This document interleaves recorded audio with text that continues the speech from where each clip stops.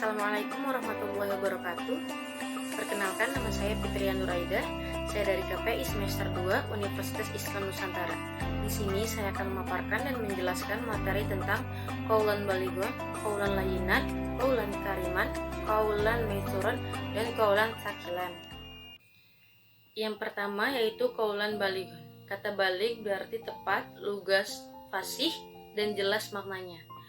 Oleh karena itu, qaulan balighan sendiri artinya menggunakan kata-kata yang efektif, tepat sasaran, komunikatif, mudah dimengerti, langsung ke pokok permasalahan atau straight to the point, dan tidak berbelit-belit atau bertele-tele. Artinya, seperti yang terdapat dalam surat An-Nisa ayat 63, yaitu mereka itu adalah orang-orang yang Allah mengetahui apa yang terdapat di dalam hati mereka. Karena itu, berpalinglah kamu dari mereka dan berilah mereka pelajaran dan katakanlah qaulan balighun kepada mereka, perkataan yang berbekas pada jiwa-jiwa mereka. Agar komunikasi tepat sasaran, gaya bahasa atau gaya bicara dan pesan yang disampaikan hendaknya disesuaikan dengan kadar intelektualitas komunikan dan menggunakan bahasa yang dapat dimengerti.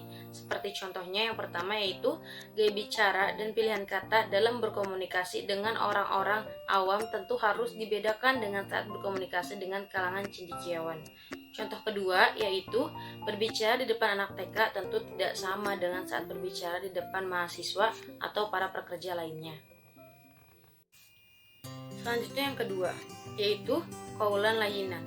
Qaulan layyinan berarti pembicara yang lemah lembut dengan suara yang enak didengar dan penuh keramahan serta dapat menyentuh hati. Seperti dalam surat At-Toha ayat 44, maka berbicaralah kamu berdua kepada dengannya qaulan layyinan, kata-kata yang lemah lembut. Seperti yang terdapat dalam tafsir Ibnu Katsir dijelaskan bahwa yang dimaksud layyinan di sini ialah kata-kata sindiran, bukan dengan kata-kata terus terang atau lugas, apalagi kasar. Jadi dengan kata-kata sindiran yang baik pula.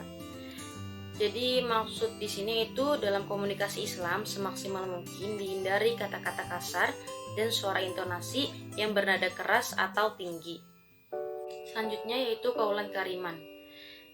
Dalam ayat 23 surat Al-Isra di sini dijelaskan bahwa perkataan yang mulia wajib dilakukan saat berbicara dengan kedua orang tua kita atau dengan orang yang lebih tua umurnya. Kita dilarang membentak mereka atau mengucapkan kata-kata kasar atau yang dapat sekiranya menyakiti hati mereka. Jadi, qaulan kariman adalah perkataan yang mulia dibarengi dengan rasa hormat, mengagungkan, enak dengar, lemah lembut, dan bertata krama. Qaulan kariman harus digunakan khususnya saat berkomunikasi dengan kedua orang tua atau orang yang harus dihormati di sekeliling kita.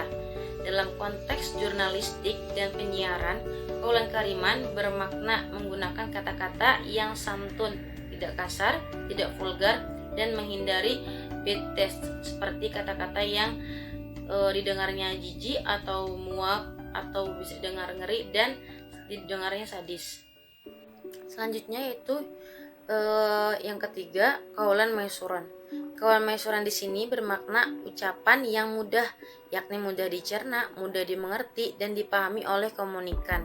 Makna lainnya adalah kata-kata yang menyenangkan atau berisi hal-hal yang menggembirakan. Jadi setidaknya dengan kita selalu merawat lisan kita, tentu keselamatan dan kedamaian akan menghampiri kita. Kita pun akan dijauhkan dari bara siksa api neraka jika kita mampu mengolah kata dengan baik dan benar, serta dengan bijaksana agar tidak menyakiti atau menyinggung orang lain. Seperti yang terdapat dalam surat Al-Isra ayat 28, dan jika kamu berpaling dari mereka untuk memperoleh rahmat dari Tuhannya yang kamu harapkan, maka katakanlah kepada mereka qaulan maitsuran, ucapan yang mudah. Jadikan ucapan kita harus mengandung nilai keridhaan, bukan nilai kemurkaan. Selanjutnya yaitu yang keempat, yang terakhir, qaulan tsaqila.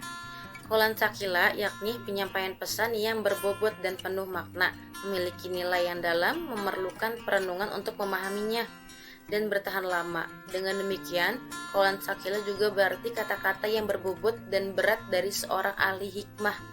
Artinya, qaulan tsaqila biasanya memuat sebuah konsep pemikiran yang mendalam dan memiliki bobot baik secara intelektual maupun spiritual. Jadi, Qaulan Tsaqila ini oleh Al-Quran lahir dari sebuah proses pendekatan diri kepada Allah, yaitu dengan memperbanyak sholat malam, membaca Al-Quran, berzikir, dan bersabar menghadapi setiap cobaan hidup. Cukup sekian dan terima kasih. Mohon maaf atas segala kekurangan. Wassalamualaikum warahmatullahi wabarakatuh.